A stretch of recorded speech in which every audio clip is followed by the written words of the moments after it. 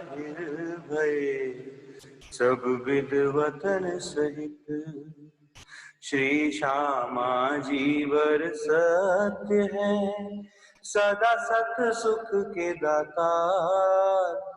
विनती एक जो वल्लभा मोह अंगनानी अभिधार।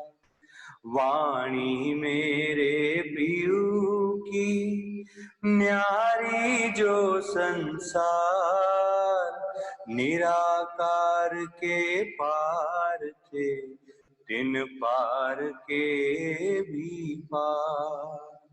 अंगुत कंठा उपजी मेरे करनाए ही विचार।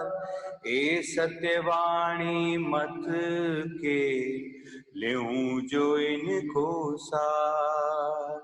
इन सार में कई सत सुख सो मैं निर्णय करूं निर्धार। ए सुख द्यों ब्रह्म श्रेष्ठ को तो मैं अंगनाना। जब वे सुख अंग में आवही तब छूट जाए विकार। आयो आनंद अखंड घर को श्री अक्षरातीत भरता। निज नाम श्री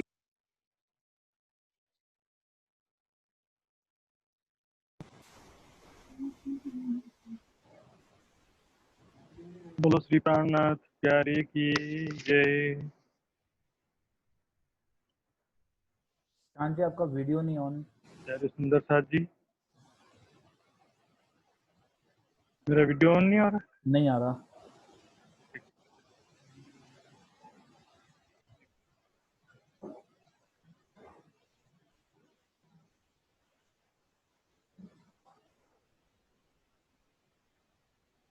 हाँ जी अब ठीक है। वो आ गया? हाँ आ गया आ गया।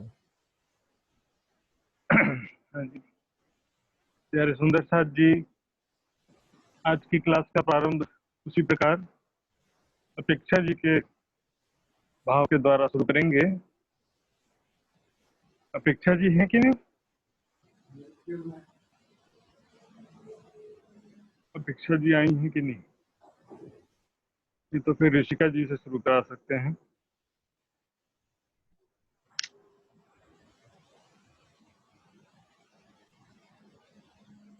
पल्ली बहन, पनी बहन, अपेक्षा जी, कोई भी नहीं आया आज। उनको तो पहले से ही रहना ऋषिका जी? चाहिए। हाँ ऋषिका है। हाँ ऋषिका जी।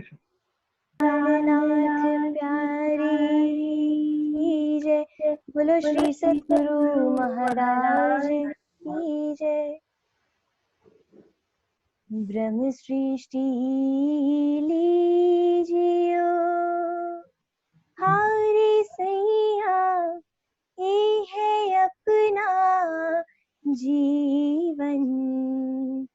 सखी मेरी जो है, सखी मेरी जो है, मूल वतन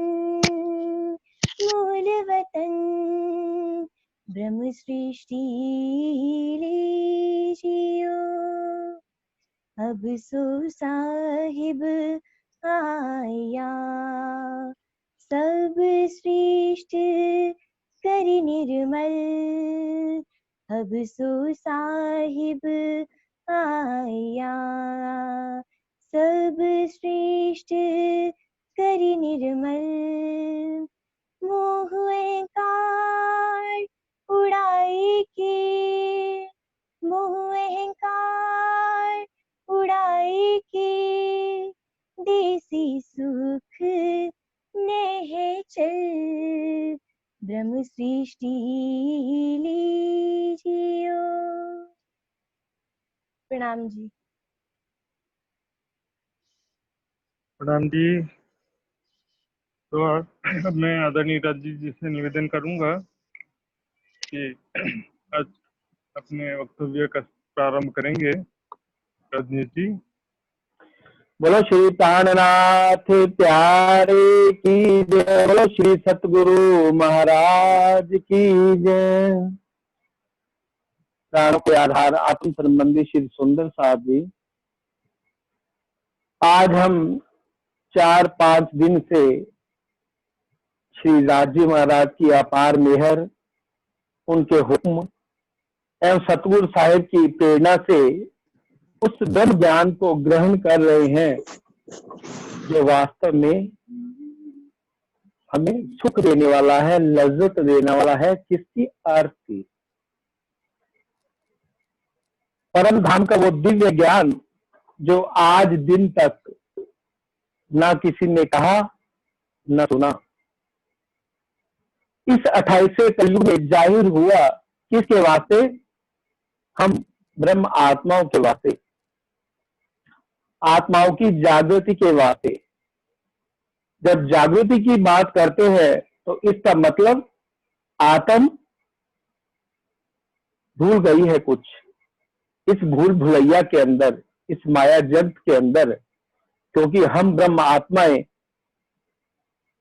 दिव्य ब्रह्मपुर धाम के अंदर श्री राजी महाराज के चरणों तले, उनके अंग प्रेम और आनंद की लीलाएं में मग्न थी।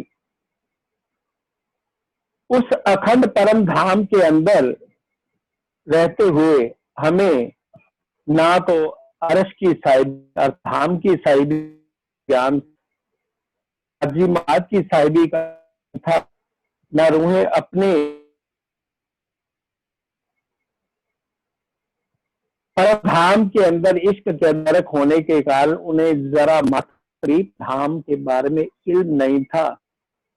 केवल सुख के, इश्क के बराबर। धनी ने अपने पूर्ण स्वरूप की पहचान देने के लिए अर्श की और एक लज्जत के लिए हमें ये खेल दिखाया। खेल किस प्रकार देखा? उनके चरणों तले बैठ करके, जिस प्रकार हम इस मायावी जगत के अंदर अपने सोते तो अपने बिस्तर पर हैं, अपने बेड पर सोते हैं, लेकिन स्वप्न के अंदर कहां पहुंच जाते हैं? बॉम्बे के अंदर पहुंच जाते हैं। कुछ कोई वायदा भी किया हो वो भी भूल जाते हैं, कोई बात करी वो भी भूल जाते हैं। ये जो दूसरा तन धारण करते हैं स्वप्न के अंदर, वो और ही लीला करने लगता है। ठीक उसी प्रकार हम धनी के चरणों तले बैठे हैं। खेल देख हमने वायदे बोले, लेकिन धनी ये स्वप्नवत संसार दिखाया। उस स्वप्नवत संसार, उस फरामोशी के अंदर सब अपने को कहां देखने लगे? इस ब्रह्मांड के अंदर देखने लगे। सखियां क्या? जुदे जुदे कर घर कर बैठियां। सब ने अपने अपने जुदे अलग अलग घर बना लिए, परिवार बना लिए। रूहें उतरी चारों वर्णों माहे, ब्राह्मण क्षत्रिय वैश्य शूद्र, चारों वर्णों के अंदर आत्माएं इस ब्रह्मांड के अंदर उतर आई, अर्थात सुरता के माध्यम से। बैठे कहाँ है? धाम धनी के चरणों के तले। कहा? पहली भौम, चार चौड़ हवेली छोड़ करके 5वीं गोल हवेली मूल मिलावा के अंदर धनी अपने चरणों तले बैठ करके यह खेल दिखा रहे हैं। सब रूहें फरामोश है, श्यामा जी फरामोश है। जागृत कौन है? राजी महाराज। उस दिन भी बात हुई। अब धनी जो जागृत है वो स्वप्न के अंदर नहीं होता, लेकिन कहने को ऐसा कहा जाता है कि धनी अब जागृत धनी है और धनी हमें ज्ञान दे रहे हैं। किस प्रकार? हुक्म और इल्म का उस दिन दृष्टांत दिया था। मिनिस्टर अपने घर पर ही बैठा है, उसने चिट्ठी लिखी, इल्म लिखा, नीचे सिग्नेचर किए और तीसरे थर्ड पर्सन को बुलाया, उसके हाथ वो चिट्ठी और वो सिग्नेचर की हुए वो इल्म और हुक्म सौंप दिया और जाकर के अपना काम कर आया। और कहने से क्या हुआ? नाम किसका चला? कि वो मिनिस्टर का, उसने मिनिस्टर ने काम करवाया है। इसी तरह धनी कहां बैठे हैं? अर्श के अंदर सिंहासन पर विराजमान है। उनका हुक्म और इल्म इस ब्रह्मांड के अंदर, चेतन का ज्ञान स्वप्न के अंदर चला जाता है। तो इस तरह अपने हुक्म को धनी ने अपना पूर्ण आवेश दिया, श्यामा जी का नाम दे दिया, जागृत बुद्ध दे दी और पूर्ण इल्म दे दिया। सब विद वतन सहित इस ब्रह्म ज्ञान से इस ब्रह्मांड के अंदर जाहिर हो गए। अब वही इल्म हमें जागृत कर रहा है, उसी ब्रह्म ज्ञान को हम ग्रहण कर रहे हैं ना, तभी तो हमें पता लग रहा है ये क्षर जो ब्रह्मांड है वो नाशवान है, इसके आगे अक्षर है और अक्षर के पार अपना वतन है, अपना घर है, मूल वतन है, जहाँ धाम धनी हमें अपने चरणों तले ये खेल दिखा रहे हैं। तो देवचंद्र जी ने भी अब जो श्यामा जी जो पहला तन धारण किया वो देवचंद्र जी का, उनके अंदर आए तो किसने पहचान कराई? 14 साल भागवत सुनने के उपरांत धनी के आवेश स्वरूप ने स्वयं आकर के पहचान कराई कि तू कौन है, यहाँ क्यों आई है और हमारा घर कौन है, कौन सा है, ये सारी पहचान कराई और तुम्हें किस वास्ते भेजा है, रूहों को जागृत करने के वास्ते भेजा है। जब धनी आवेश स्वरूप से देवचंद्र जी के तन अर्थात श्यामा जी के धाम हृदय में, सुंदरबाई के धाम हृदय में विराजमान हो गए तो अंदर से तुरंत पहचान लिया मेरे साथ कौन चर्चा सुनता था, भागवत की कथा सुनता था, गांगजी भाई। तो गांगजी भाई को जब पार की बातें सुनाई तो उन्होंने तुरंत पहचान कर ली कि ये वास्तव में ऐसा अलौकिक ज्ञान तो भी सुना ही नहीं था। तो वो जो दर्शन वाली बात थी, जो धनी ने आवेश रूप से दर्शन दिए थे, वो सारी हकीकत बताई। अब उस ज्ञान को लेकर जब सुनी पार की बान, तब धनी की भई पहचान। गांगजी भाई को किसकी पहचान हो गई? धाम धनी की। किसके अंदर विराजमान है? देवचंद्र जी के विराजमान है। तो सतपुर धाम धनी मान करके उनको अपने घर में ले आए और वहां क्या ब्रह्म ज्ञान की वर्षा होने लगी। उस अलौकिक ज्ञान को सुनकर जो आज दिन तक किसी ने सुना ही नहीं था, तो परम धाम की आत्माएं जिनका संबंध था उनको पहचान कर करके धनी ने अपने चरणों में बुलाया तो वहां भीड़ बढ़ने लगी। सुंदर साथ गांधी भाई तन मन धन से सेवा करने लगे। बीच और राज देखी जो पहले देख चुके हैं वो चमत्कारी लीलाएं शुरू हो गई। परम धाम की नूरमयी चेतन जल वाली जमुना, ऐसी शोभा, ऐसा वर्णन सुन करके सुंदर साथ गदगद हो उठे। जब देवचंद्र जी चर्चा करते थे आवेश स्वरूप से प्रत्यक्ष प्रकट होकर वो सुंदर साथ को सब ऐसा अनुभव करवाते थे। अब ये गवारा किसको नहीं था? पूरे संसार में ऐसी अनोखी घटना जो आज तक ज्ञान किसी ने एक शब्द नहीं सुना था, उस ब्रह्म ज्ञान की चर्चा घंटों चलती रहती। लेकिन जब सत्य का फैलाव होता है तो माया हमेशा ही बाधाएं खड़ी करती है।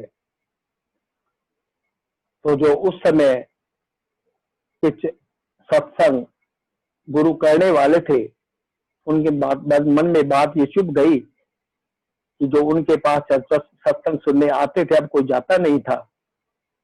तो चुगलखोरों, जो चुगलखोर थे, उन्होंने चुगली किसको कर दी? क्योंकि चुगलखोर को रस किस में मिलता है? चुगली में। तो उन्होंने इसको, जो नगर का कोतवाल था, उसको चुगली कर दी कि गांगजी भाई के घर में उनके सदगुरु जो कथावाचक है, जो सत्संग करते हैं, वास्तव में घंटों बैठे रहते हैं, पुरुष और स्त्री साथ में बैठी रहती हैं, वह अवश्य उनके मन में कोई ना कोई खोट है। तो कोतवाल ने आगे दो जो सिपाही थे उनकी ड्यूटी लगा दी कि वास्तविकता जाने और मुझे बताए। तो गांधी जी की भाई के घर में भेज दिया और जब रात्रि के समय वो गए, एक दीपक जल रहा था, तो जो सिपाही था वो दीपक की ओर बढ़ता, वो दीपक ऐसे लगता और आगे बढ़ जाता। वो चलते चलते चलते वो 12 कोस धरोहर में पहुंच गया। वो जब देखा तो प्रातः हो चुकी है। तो परिहारन जो पानी भरने के लिए आई थी उनसे पूछा कि ये कौन सा गांव है? बोले ये तो धरोहर है, आप तो जामनगर से 12 कोस की दूरी पर आ गए हैं। अरे ऐसा सुन के वो कांप गया कि मैंने जिस सत्य को जानना चाहा था, लेकिन वास्तव में ये वो बात नहीं है। अब दूसरा चुगलखोर ने जो जिस कोतवाल को कहा था, कोतवाल का जो दूसरा सिपाही था, वो रात्रि भर कुएं के आसपास घूमता रहा। जब प्रातः देखा तो मैं कुएं के आसपास ही घूम रहा हूँ। अरे मेरे तो भाग्य अच्छे थे, नहीं तो मैं तो कुएं में गिर। रात को ना जाने नींद का झोंका आता तो पैर कुएं में अगर फिसल के कुएं में चला जाता तो मैं तो मृत्यु को प्राप्त होता। वो भी डर गया। अब हकीकत क्या थी? क्यों? क्योंकि चुगलखोर को चुगली में रस आता है। सत्य को दरियाफ्त किए बिना उन्होंने सिपाहियों की ड्यूटी लगा दी, लेकिन हकीकत कुछ और थी। सत्य के मार्ग में बहुत सी बाधाएं आती हैं। अगर किसी को कोई और बस ना चले ना, तो वो किस पे? चरित्र पे लांछन लगाता है। लेकिन शिव जी वाणी में फरमाते हैं, ज्यारे धनी धनवट करें, प्यारे बल वैरी ना हरे, वली गया काम सराड़े चढ़े, मन चितव्य कारज सरे। जिस पर वो धनी, वो अक्षरातीत मेहरबान है, उसका कोई भी बाल बांका नहीं कर सकता, कोई भी उसका कुछ बिगाड़ नहीं सकता। इस तरह अनेकों, कब? जब देव चंद्र जी के तन से जो स्वयं आवेश रूप से धाम धनी उनके हृदय में विराजमान थे, अनेकों ऐसी लीलाएं होती, चमत्कारी लीलाएं होती, और सुंदर साहब ने उन लीलाओं का रसपान किया। इसी तरह ये एक दृष्टांत है कि जब धर्म का मार्ग बहुत कठिन होता है, बहुत सी यातनाएं झेलनी पड़ती हैं, बहुत से दुख उठाने पड़ते हैं, जागने का कार्य संभव नहीं है। तो ये एक दृष्टांत था जो देवचंद्र समय में घटित हुआ, क्योंकि धर्म के मार्ग पर चलने वालों को के पांव बहुत से लोग खींचते हैं, खास करके जो उनके बराबर के होते हैं, ईर्ष्या द्वेष की अग्नि में जलते ही रहते हैं। और इसी तरह अब जब इस जामे में लीला होती है, इनके अंतर ध्यान के पश्चात इंद्रावती जी के धाम हृदय में आवेश स्वरूप से विराजमान होते हैं, तो अपनी जागनी यात्रा के दौरान शिवजी जब एक प्रसंग आता है 1722 के अंदर, जब जागनी का पहला शिवदीप बंदर के अंदर, इसको जयराम कंसारा, उनके ही देवचंद्र जी, सतगुरु देवचंद्र जी के समय में एक उनके शिष्य थे, सुंदर साथ थे, जयराम कंसारा, उनकी जागनी हेतु कहाँ पहुंचते हैं? दीप बंदर के अंदर। जब दीप बंदर के अंदर पहुंचे तो उस समय दीप बंदर के अंदर जयराम कंसारा अर्थात जो पीतल के बर्तनों का काम करते थे, काफी वृद्ध हो चुके थे, लेकिन माया के अंदर इतने व्यस्त हो गए, जो शिवजी देवचंद्र जी के तन में बैठ करके उन्होंने वाणी चर्चा सुनी थी, जो कॉल किए थे, सब भूल गए, क्योंकि माया का प्रभाव ही ऐसा है।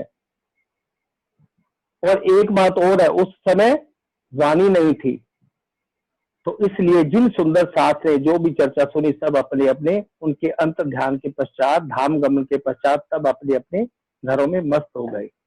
लेकिन अब शिव जी जागृत करने के लिए जब जयराम कंसारा के पास जाते हैं, तो अलौकिक ज्ञान को सुन करके, पहले तो जब वो घर पे आए तो किस रूप में पहचाना? क्या कहते कि मेहराज ठाकुर, हे मेहराज, आप किस कारण से आए हैं? वो कहते, मैं तो तुम हमारे आवृत्ति के कारण आया हूं। तो जब चर्चा वाणी हुई, उस समय ब्रिज रास का सारी ब्रिज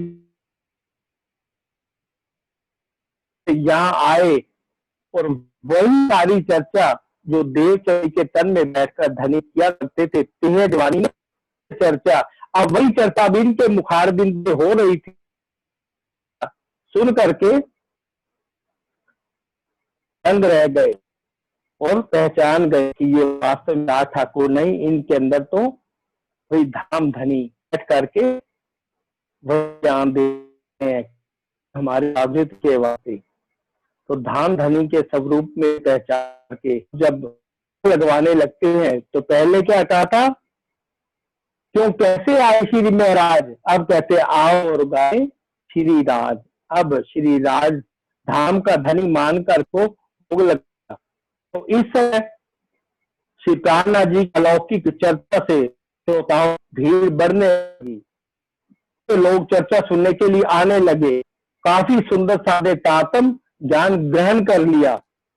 अब होता क्या है, पौराणिक जितने भी थे उनके अंदर हलचल होने लगी। दिन प्रतिदिन उनकी संख्या घटने लगी और शिव की चर्चा सुनने के लिए वहां के लोग भक्त जो उनसे कथावाचकों से कथा सुनते थे वो सब कहाँ आने लगे, शिव जी के चरणों में आकर के चर्चा सुनने लगे। भीड़ बढ़ती बढ़ती बढ़ती चली गई।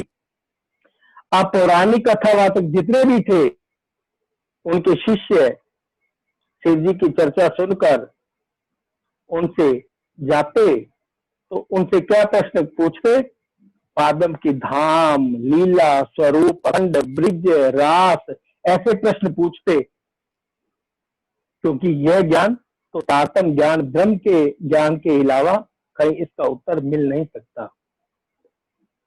उनका पास कोई चारा ही नहीं था चुप रहने के अलावा।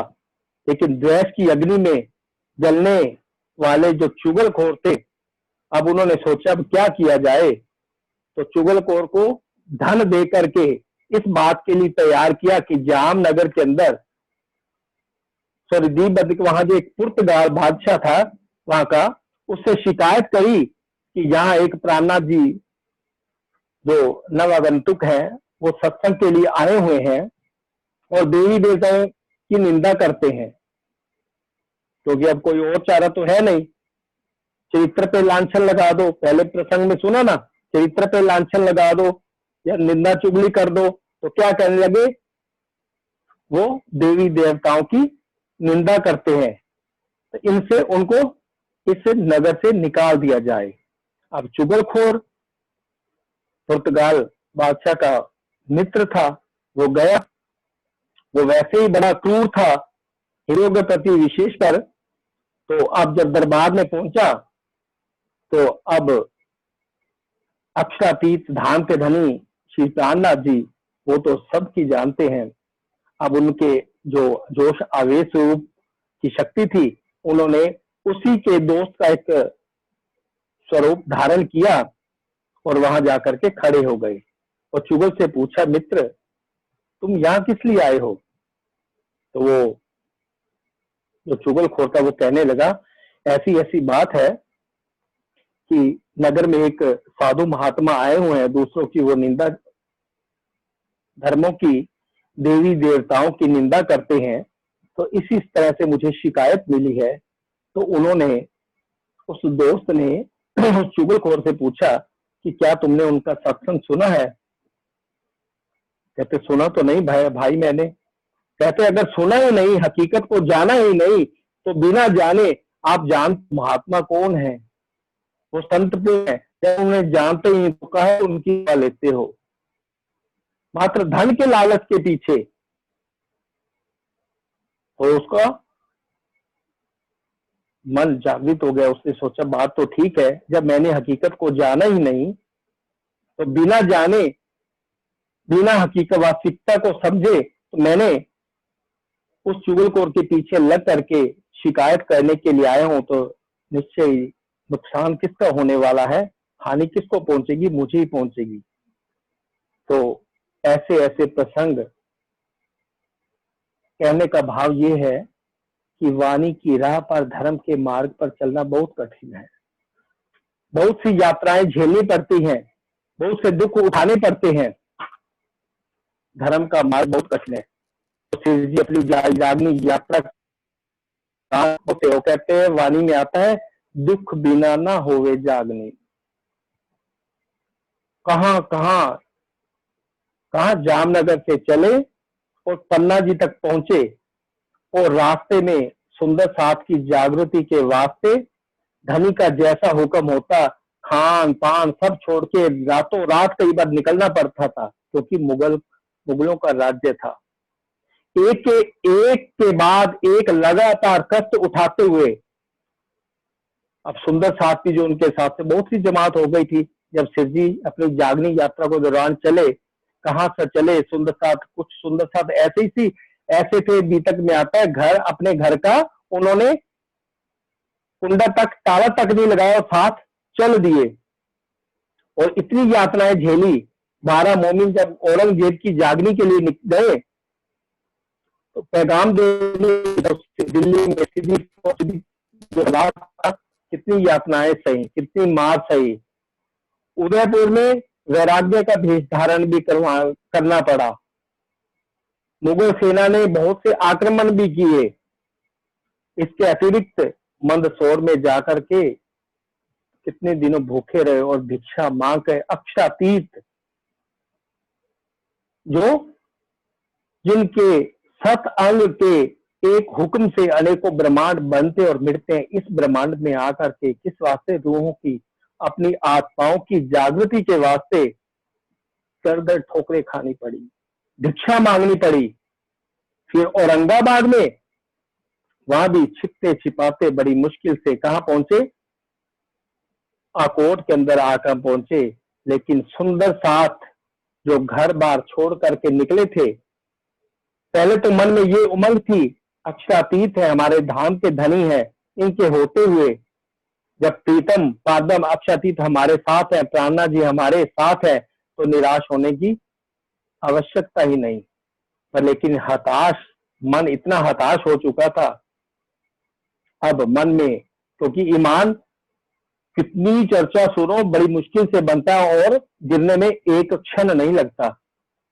अब इतनी यातनाओं को सह करके ईमान गिरने लगा।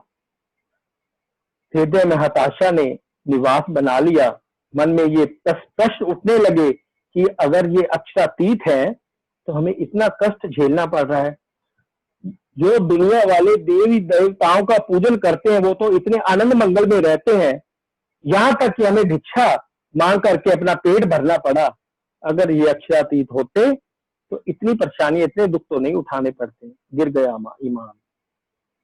इनसे तो देवी देवता ही अच्छे हैं, जो जिनके भक्त चैन की जिंदगी जीते हैं।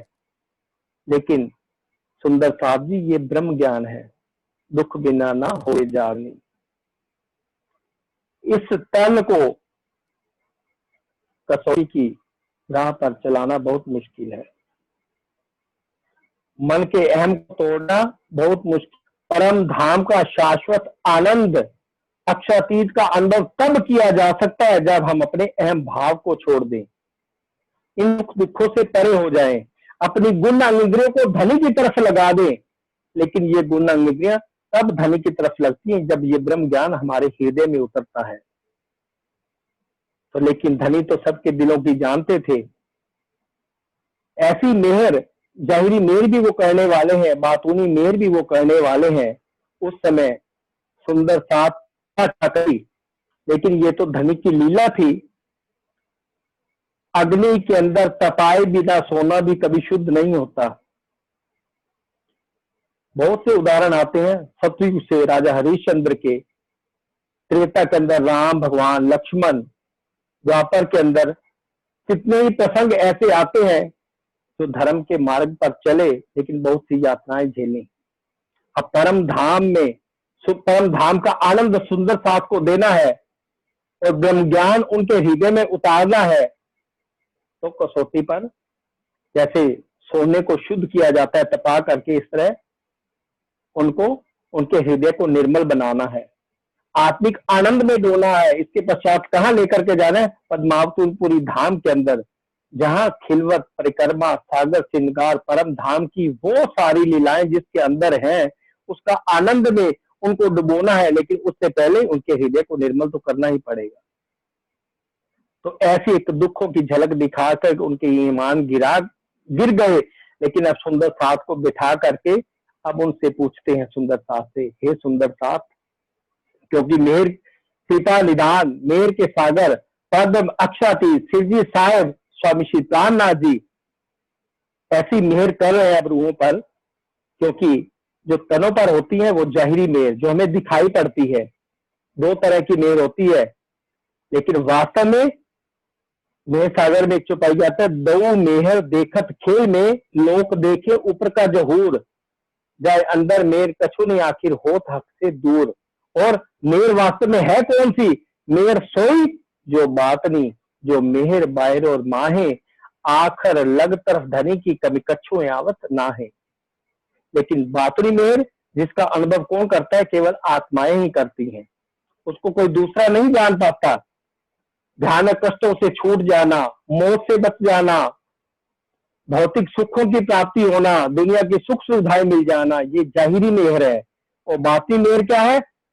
परम अक्षरातीत के इष्ट को, शोभा को, श्रृंगार को पा करके हृदय में ग्रहण करके उस आनंद में डूब जाना, ये वास्तव में बातूनी मेहर है।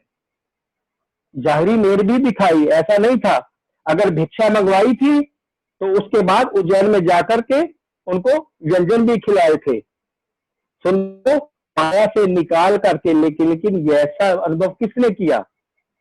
जो आत्माएं थी। लेकिन अब कहाँ लेके जाना है? उनको परम धाम का रस देना है, उस आनंद में डुबोना है। तो इस वास्ते धनी ने ऐसी लीला करके उनके हृदय को निर्मल किया और जाहिरी मेहर की पहचान भी करवाई। और बातनी मेहर में तो उनको ये बात बताई, आज दिन तक परम धाम की उस लीला को देवी देवता तरसते रहे और त्रैगुण खोज खोज करके थक गए। लक्ष्मी जी ने 60 कल्पांत तक तपस्या करी और एक ज्ञान सुनने की ताकत त्रैगुण को भी न होए। ब्रह्मा विष्णु महेश भी इस नाम को सुन नहीं सकते, इस लीला को जान नहीं पाए। शंकर जी मृगशाल पहन करके हजारों साल तपस्या करते रहते, लेकिन उनको उस लीला को जान नहीं पाए। पार्वती ने सुनना चाहा, लेकिन जैसे क्षर के ऊपर का वर्णन हुआ, सो गई। उस लीला को कोई आज तक जान नहीं पाया। तो हे सुंदर साथ, शिव जी कह रहे हैं अकोट के अंदर, तुमने आप बड़ी आसानी से बता सकते हो, बड़े सहज पूर्वक कह सकते हो कि धाम के धनी कहाँ? श्री राज जी महाराज का प्रथम भौम में विराजमान भय, कहाँ कंचन रंग को सिंहासन, जो कल सुना था। जिनके 6 पाए 6 डाले, एक एक डाले के रंगेरों की झलकत है, अर्थात पूर्ण सिंहासन का बता दिया। और सुंदर साथ के हृदय में तो ये लीला, ये मेहर किसने करी? धाम के धनी ने। किस वास्ते? हमारी उनसे निस्बत है, इस वास्ते ये ज्ञान हमें दिया। तो सुंदर साथ जी जागृत हो गए, सुन करके पानी पानी हो गए और लज्जा के मारे धाम के धनी के चरणों में क्षमा याचना करते हैं और जयकर कहते, बोलो श्री प्राणनाथ प्यारे की जय। तो कहने का तात्पर्य सुंदर साहब जी ये, धाम के धनी, हमें किस चीज को मांगना है धनी से? मांगने की तो वैसे बात ही नहीं है। धनी आई हमें अपनी पहचान दे करके अपने उन सुखों की लज्जत देने के वास्ते, क्योंकि अगर वो सबके दिल की जानते हैं, हम उनसे क्या मांगे? कहते ना तो इष्ट मांग सकते हैं, ना इलम मांग सकते हैं। धनी अपने जो आत्माएं हैं उनको सुख देने के वास्ते ये ऐसे बंद बांधते हैं, जिस प्रकार आज शिविर का बंद बांध कर हमें अपने परम धाम के सुखों की लज्जत दे रहे हैं। तो हमें उस ब्रह्म ज्ञान को हृदय में धारण करना है, व्यवहार में लाना है, चिंतन में लाना है। हमें कोई खाली ज्ञान लेकर के हमें ज्ञानी नहीं बनना, बल्कि वाणी का मंथन करके आत्मा को लज्जत देनी है, आत्मा जागृति का उपाय करना है। बोलो श्री प्राणनाथ प्यारे की जय, बोलो श्री सतगुरु महाराज की जय। प्रणाम जी सुंदर साथ जी। आदरणीय रजनीश जी ने धाम धनी की मेहर की बहुत अच्छे तरीके से पहचान कराई है। संसार में सिर्फ संसारिक सुख प्राप्त होना ही परमात्मा की कृपा नहीं माना जाता है।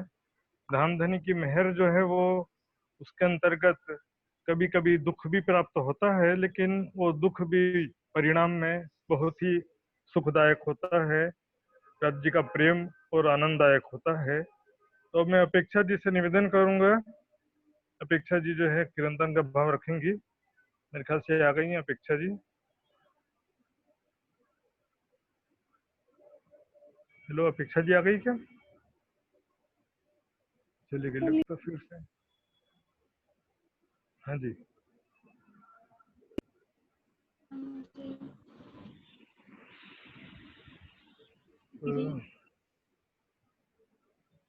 हाँ अपेक्षा जी आ गई हैं जी। अनम्यूट करिए।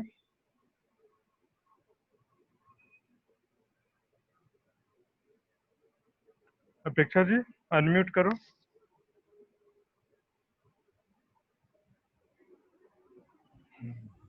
ओके, हाँ प्रणाम जी। प्रणाम जी। हाँ जी, शुरू करते हैं। बोलिए श्री प्राणनाथ प्यारे की जय। जय।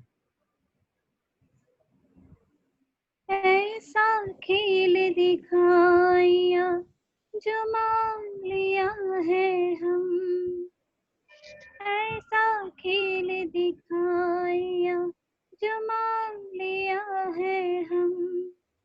अब कैसे अर्ज करूं कहोगे मांग्या तुम, अब कैसे अर्ज करूं कहोगे मांग्या तुम। ऐसा खेल दिखाया जो मान लिया है हम, ऐसा खेल दिखाया जो मान लिया है हम। सदा सुखदाता धाम धनी, अंगना तेरी जो जानो सन मंद कब ना हो तू,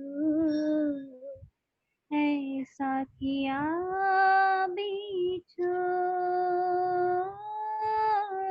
ऐसा खेल दिखाया जो मान लिया है हम, ऐसा खेल दिखाया जो मान लिया है हम। अब कैसे अर्ज करूं कहोगे मांग्या तुम, अब कैसे अर्ज करूं कहोगे मांग्या तुम। ऐसा खेल दिखाया जो मान लिया है हम। महामत कहे मैं शर्मिंदी, सब अवसर गए भूल, ऐसी न जुदागी मिली क्या कहाँ परोसन को। ऐसा खेल दिखाया जो मान लिया है हम, ऐसा खेल दिखाया जो मान लिया है हम। अब कैसे अर्ज करूं कहोगे मांग्या तुम, अब कैसे अर्ज करूं कहोगे मांग्या तुम। ऐसा खेल दिखाया जो मान लिया है हम। बोलिए श्री प्राणनाथ प्यारे की जय। जय। बहुत ही अच्छा भाव रखा आदरणीय अपेक्षा जी ने। प्यारे सुंदर साथ जी, साथियों, आज मैं आपको दिव्य परम धाम रंगमहल खिलवत में क्या ऐसा हुआ, वहां पर ऐसा क्या बात हुई जिस कारण से आत्माओं को इस संसार रूपी माया जगत में आना पड़ा, उस विषय में विचार करेंगे। एक होता है कारण और एक होता है महाकारण। कारण का भी जो कारण होता है वो महाकारण होता है। परम धाम में अचानक से भी कोई चीज हो जाए ऐसा कभी नहीं होता है। वहां पर जो भी होता है सबसे पहले राज जी अपने दिल में लेते हैं और फिर बाद में श्यामा जी और सखियों के दिल में आता है उस प्रकार का विचार। तो सबसे पहले राज जी ने अपने दिल में लिया कि संसार हम कहते हैं कि दुख का खेल है, मायावी है, स्वप्न के समान है। तो ऐसे जगत में जहाँ की आत्माओं को दुख का अनुभव हो, जगत में राज्य ने क्यों भेजा? क्या राज्य अपनी आत्माओं से प्यार नहीं करते हैं या गुस्सा होकर के यहाँ पर भेज दिया? ऐसा कुछ भी नहीं है। राज्य ने अनंत लाड, अनंत प्यार जब दिल में लिया कि मैं अपनी आत्माओं को कुछ नया सुख दूं, तो ये जो मेहर का दरिया जब दिल में लिया तब खेल देखन का ख्याल उपजिया। तो वाणी में कहा गया है, रूहें बेनियाज थी 20 दरगाह 12,000। अर्थात रूहें, देखिएगा चौपाई, ये रूहें बेनियाज थी 20 दरगाह 12,000। आत्माएं दिव्य परम धाम में अनजान थी, बिल्कुल धाम धनी की महिमा तो जानती नहीं थी, लेकिन यहाँ पर सब बातें आ गई। जाने ना आप, और अपनी भी अर्श की, जाने ना आप अर्श की साहिबी अपार, चौपाई में थोड़ा मिस्टेक हो गया है। तो अपनी भी महिमा नहीं जानती थी और परम धाम की भी महिमा नहीं जानती थी। जैसे एक राष्ट्रपति की पत्नी हो और कभी वह अपने महल से, हवेली से बाहर ना निकली हो, तो क्या होगा? बाहर की दुनिया में मेरे पति का कितना सम्मान है, और उनकी धनियानी होने से धनियानी का भी तो सम्मान होता है ना। राष्ट्रपति की पत्नी, कलेक्टर की पत्नी, तो इस तरह से जो किसी बड़े व्यक्ति की जो पत्नी होती है उसका भी सम्मान दुनिया में होता है।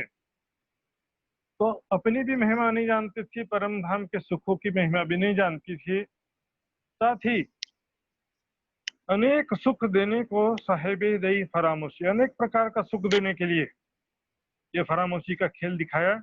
लेकिन अब कारण क्या बनाया? इश्क रब, मेरा प्यार ज्यादा बड़ा है, मैं आपसे ज्यादा प्यार करता हूँ। श्यामा जी ने कहा नहीं, मैं सबसे ज्यादा प्यार करती हूँ। सखियों ने कहा नहीं, हम आपसे ज्यादा प्यार करते हैं धामधनी। तो प्यार में तो ये दावा बहुत सामान्य बात है, इसमें कोई विवाद की बात नहीं है। जो भी प्यार करता है वो कहता ही है कि मैं आपसे सबसे ज्यादा प्यार करता हूँ। लेकिन ये बन खेल के में चला तो अच्छा, हमने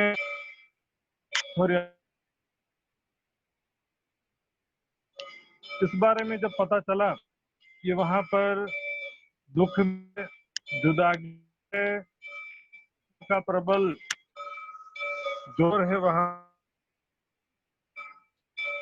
सखियों ने कहा, हे धामधनी, क्या आप हमें यहाँ मूल मिलाप में बैठे बैठे खेल दिखोगे या धामधनी परम धाम नहीं जानना है? कहीं बैठे बैठे वाणी में, ग्रंथों में कैसे आता है, मार्कंड और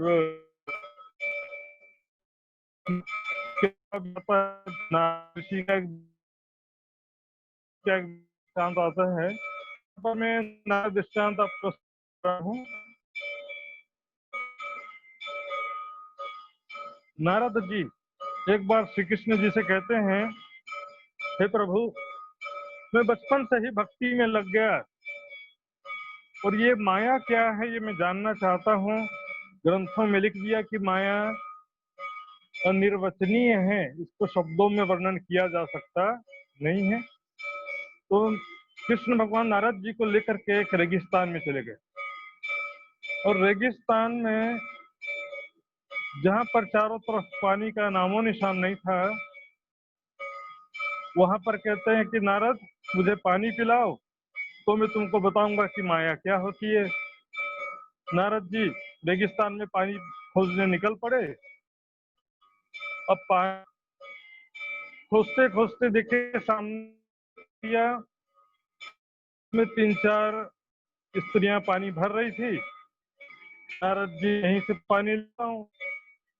वहां पर की बेटी राजकुमारी भी आई हुई थी पानी भरने के लिए। नारद जी उनको देखकर मोहित हो गए और उनके साथ राजा के महल में पहुंच गए। आपकी बेटी से शादी करना चाहता हूँ। राजा ने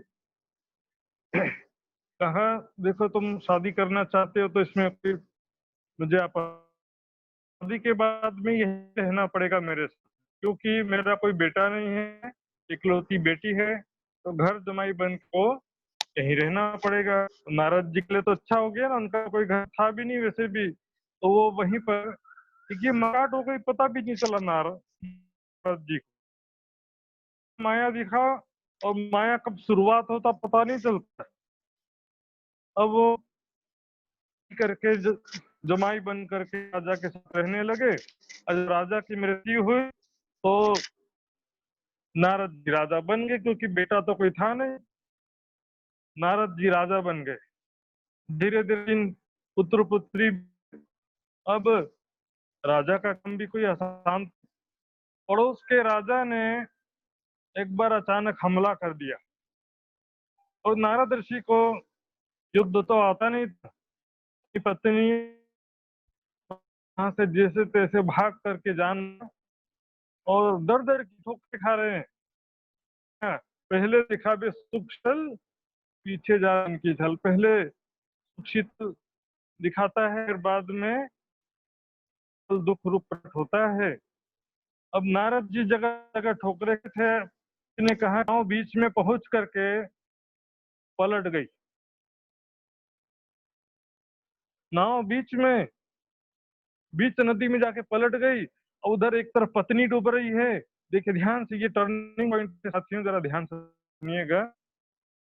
एक तरफ बेटी बच्ची डूब रही है, उधर उसको बचाने जाते तो उधर से बेटी बोलती पापा बचाओ, उधर जाके पत्नी बोलती है मुझे बचाओ। एक को बचाने जाते हैं तो दूसरा डूबने लगता है, दूसरे को बचाने जाते हैं तो तीसरा डूबने लगता है। मुश्किल लास्ट में की जान बचाए करके सदमे से नारद ऋषि कहते हैं, कोई बचाओ मेरी बच्ची को, कोई बचाओ मेरे प्यारे बेटे को, कोई बचाओ। इतने में नारद, कृष्ण के साथ बैठे नारद, खत्म।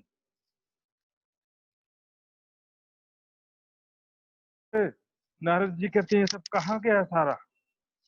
लेकिन यही तो माया थी, जो होती है होता है वो दिखता नहीं है, और जो नहीं होता है वो नई काल्पनिक दुनिया खड़ी हो जाती है। इस प्रकार परम धाम में बैठे बैठे सपने के हम देख, अब यहाँ से हम वापस कैसे जाएंगे? ये कहा, सभी ग्रंथों में कहा, परमात्मा से प्रेम करो, खुदा से मोहब्बत करो। परमात्मा प्रेम का स्वरूप है, और प्रेम के परमात्मा को पाया जा सकता नहीं है। पानी भी तुमको इश्क उपजावने सब पुर चलाओ में छाक छिका है। की बात सभी ग्रंथ कहते हैं। इश्क, प्रेम, प्रेम उपजाने की बात तो सब ग्रंथों में, प्रेम को ऐसा तो सब ग्रंथों में, लेकिन वो प्रेम लोगों ने क्या समझ लिया? आप सभी प्रेम करो, संसार में सबसे प्रेम करो, समस्त जीवों के प्रति दया रखो, करते हैं अपन सुंदर बोलते हैं आपस में, सुंदर साथ से प्रेम से बातें करो, प्रेम से सेवा करो। पर ये वो प्रेम नहीं है जिसकी बात चल रही है। दिव्य परम में आत्मा बीच में जो प्रेम में लीलाएं होती हैं उसकी बात है। दिव्य परम में देखिए 4 का कहा गया इश्क है। इश्क, इश्के नफ्सी, इश्के हकीकत, और इश्के मार्फत।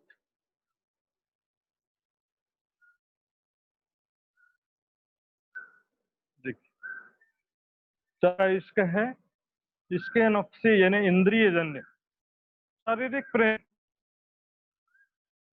होता है हिरसी, इसके हिरसी गहरा लगाव होता है, जैसे लैला मजनू हीर रांझा आदि हुए हैं। और इसमें भाई बहन का प्यार, पिता पुत्र का प्यार भी इसके अंतर्गत आ जाता है। तीसरा है इसके हकीकत, इसमें जीव भाव का प्रेम होता है, जैसे हीराबाई, सूरदास, बहुत प्रेम था इनका, कम नहीं था, परंतु परम धाम का ज्ञान और संबंध न होने से 14 लोक के अंतर्गत ही उनका प्रेम रह गया। चौथा है इसके मार्फत आत्मा परमात्मा का प्रेम। ये तो दिव्य परम धाम में प्रेम है।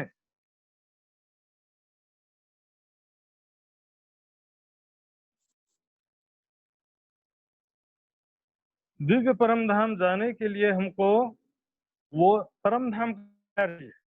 परम धाम का प्यार परम धाम नहीं आ सकता, परम ज्ञान के बिना आ सकता नहीं है। परम धाम में जो सखियों के बीच में, राज्य श्यामा जी के बीच में जो प्यार है, वो प्यार चाहिए। और वो प्यार आएगा परम धाम के लीलाओं के चिंतन से, वहां के स्वरूप के चिंतन से। जैसे साथियों, यदि आपको रास लीला में जाना हो तो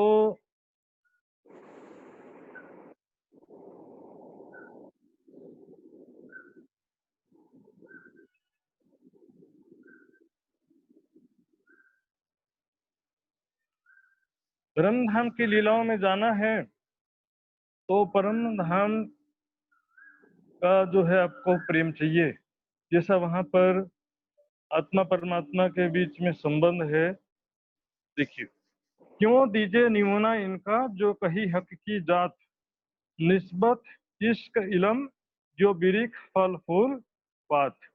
परम धाम में स्वरूप कैसा है, संबंध कैसा है, और वहां पर राज्य और आत्माओं के बीच में कैसी प्रेममयी लीलाएं हैं, वो जानना जरूरी है।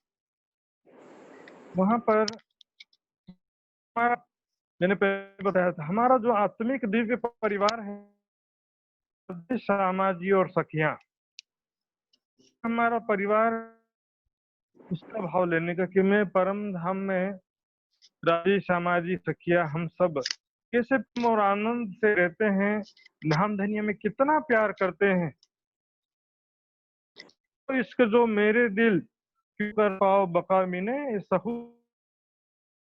वो प्रेम को तुम तब समझोगे वास्तव में जब दुनिया में आओगे और जुदागी का एहसास होगा। यहाँ पर हम देखते हैं नफरत है चारों तरफ, यहाँ पर नफरत के बीच में प्यार का कीमत समझ में आता है।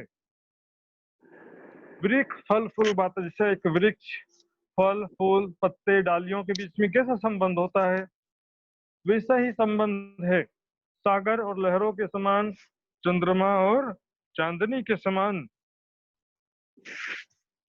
सूर्य और किरणों के समान आत्मा और परमात्मा के मध्य दिव्य परम धाम में संबंध है। तो ये बात यहाँ पर कहते हैं, जैसे एक फूलों का पौधा है या फूलों की लताएं हैं, तो उस फूल जब तक के उस पौधे से या बेल से जुड़ा रहता है, उसके द्वारा वो फूल खिला हुआ रहता है। फूलों को वो रस प्राप्त होते रहता है उस पौधे के द्वारा। यदि वो फूल को तोड़ लिया जाए तो फिर क्या होगा, फूल धीरे धीरे मुरझा जाएगा। उसी प्रकार यहाँ कह रहे हैं, फूल फूलिया जेम बेलड़ी तेता विकसे सदा रे तेने, वो छूटे जा रहे वेल थी त्यारे तत्क्षीण सूखे थे। उसी प्रकार हम आत्माएं राज्य रूपी वृक्ष के फूल हैं।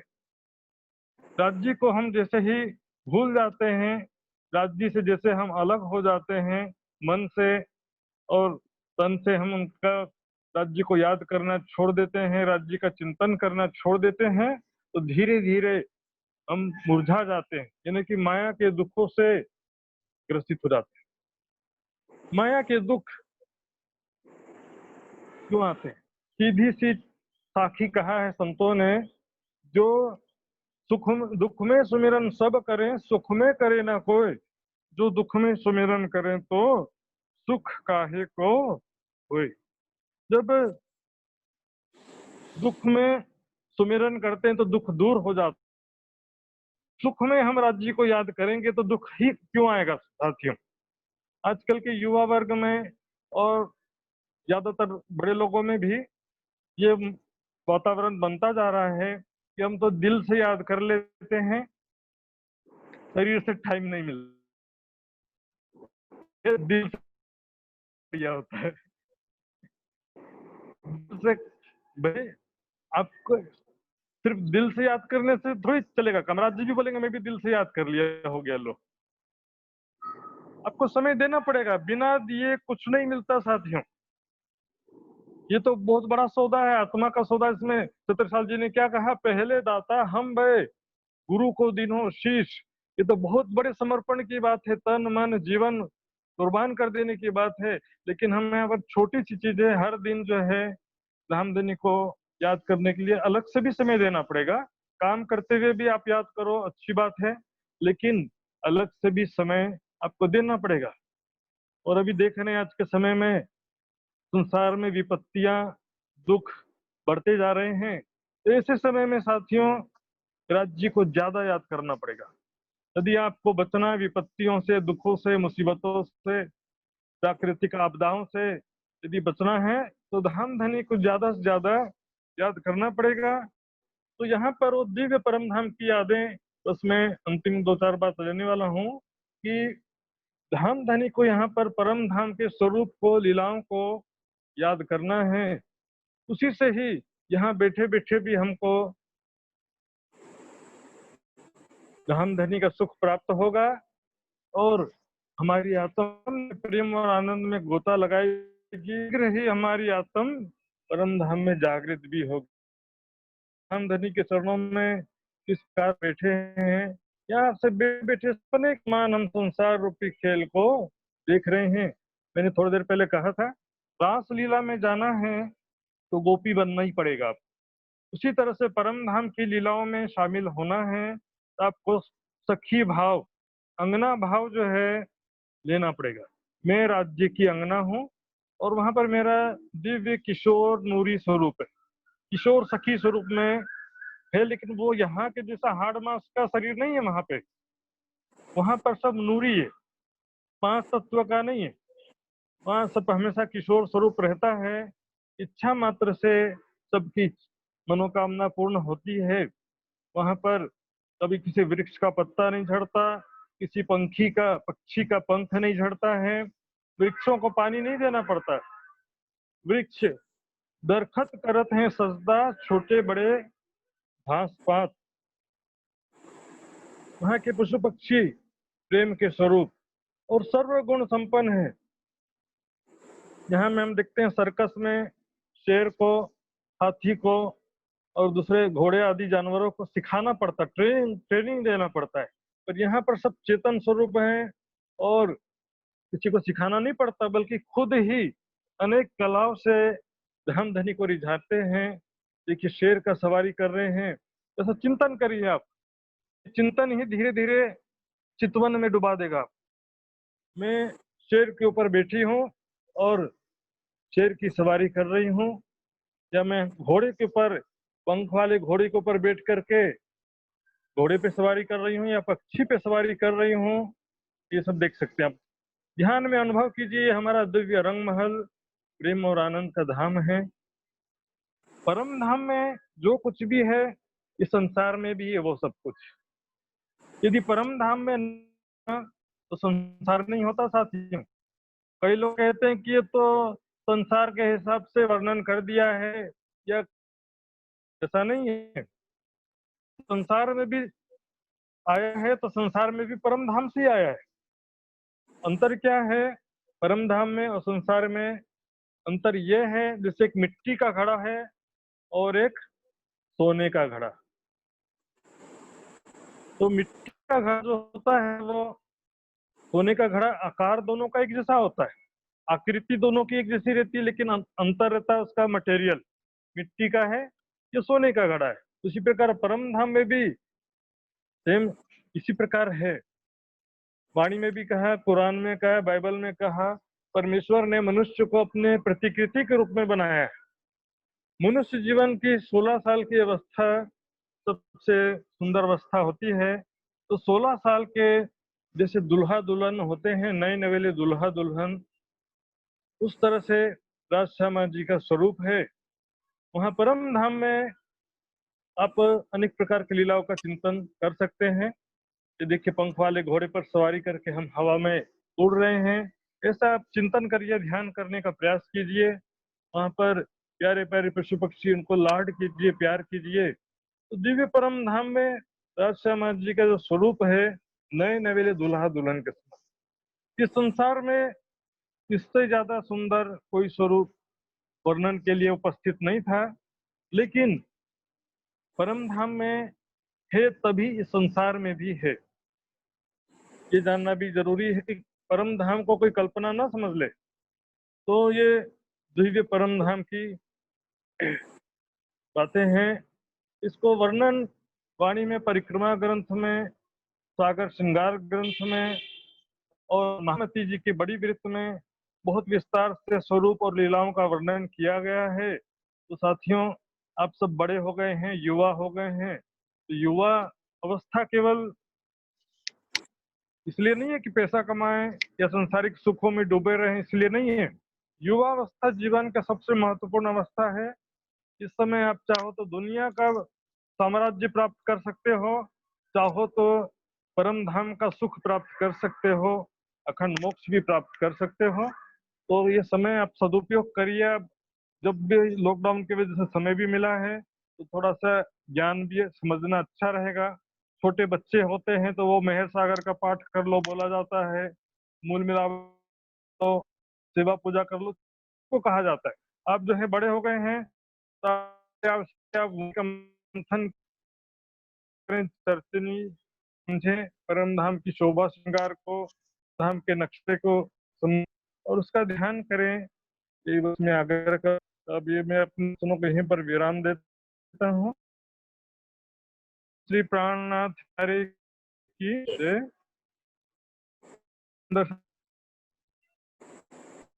ये शास्त्र दिन रहेगा परसों आपका। कल शाम को आपका लगभग एग्जाम, ऑनलाइन एग्जाम होने की संभावना है क्लास के साथ में। तो हो सकता है कि पर रिजल्ट घोषित करें और परसों आप सबको बोलने का मौका भी मिलेगा। आप सभी जो है 2-4 मिनट, 5 मिनट जितना भी स्पीच चाहता बोल सकता है। जो भी कीर्तन या भजन गाना चाहता है वो कीर्तन और भजन गा सकता है। और ईशा भगत जी 15 तारीख से आप सबका संगीत क्लास जो भी लेना चाहते हैं, ऑप्शनल, जो भी बच्चे संगीत सीखना चाहते हैं उनके लिए ईशा भगत जी 15 तारीख से संगीत सिखाने वाली हैं ऑनलाइन। तो उसमें जो सीखना चाहते हैं उनके लिए विचार करिएगा। आगे जानकारी आपको ग्रुप में मिल जाएगा। ईशा भगत जी आ गई है क्या? नहीं ना? तो वो बाद में विशेष जानकारी बातेगा। कल जो है परीक्षा तैयारी रखिएगा, रिवीजन करके कल क्लास में आएंगे। मैक्सिमम कल आपका एग्जाम लेने की संभावना है। ऑनलाइन सबका एग्जामिनेशन किया जाएगा। चलो दर्नी बब्बू जी 2 शब्द कुछ जानकारी देना बस आपने पूरी सूचना दे दी है और कल फिर इसी समय मिलते हैं। जी जी जी। चलिए अपेक्षा जी तो एक समापन भाव प्रस्तुत करेंगे। अपेक्षा जी।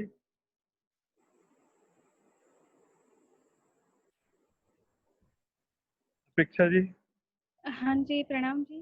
प्रणाम जी। प्रणाम जी। चला बाकी ये बढ़िया गानी है अभी गा रहे थे। मैं से गलती से बोला गया। अपेक्षा जी आप गाइए। नहीं मेरा भाव मैं निकल गया, भाव निकल गया। नहीं आप मैं गाइए तो फिर तो भाव बहुत अच्छा है तो मैं परसों वाली क्लास ज्वाइन करूंगा अपने बच्चों के साथ। नहीं बाबू नहीं बहुत नहीं अरे आप ये नहीं, बहुत ही है। चाहता हूँ नहीं नहीं गलती की कोई बात नहीं। अगर वो मेरा सच में अपेक्षा जी ऐसे दिल में भाव आया तो निकल गया। चलिए आप शुरू की, मैं माइक बंद कर रहा हूँ। श्री प्राणनाथ प्यारे की जय। अंदर नाही निर्मल फिर नहावे,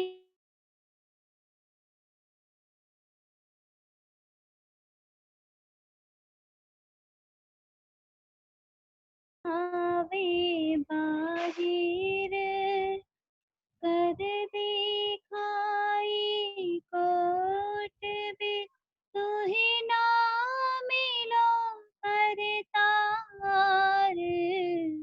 अंदर नाही निर्मल फिर नहावे बाहिर, अंदर नाही निर्मल। कोट करो बंदगी बाहिर हो निर्मल,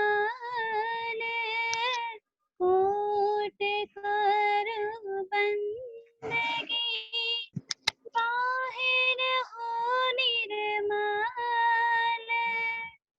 तोलो ना पियो पाइए, तोलो ना पियो पाइए, जुलना साधी दिल, अंदर नाही निर्मल फिर नहावे बाहिर, अंदर नाही निर्मल। अहनिस तो भेली रहे अपने पियो के संग, अहनिस तो भेली रहे अपने पियो के संग,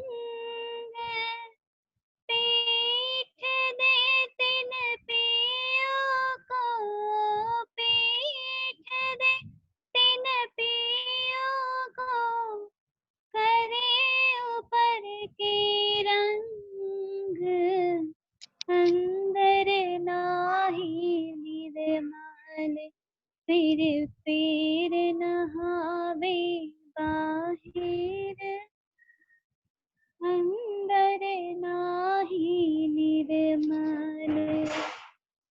तू आपे न्यारे होत है, पियो नहीं तुझसे दूर, तू आपे न्यारे होत है, पियो नहीं तुझसे दूर, पर्दा तू ही करत है, पर्दा तू ही करत है, अंतर आड़ी नूर, अंदर नाही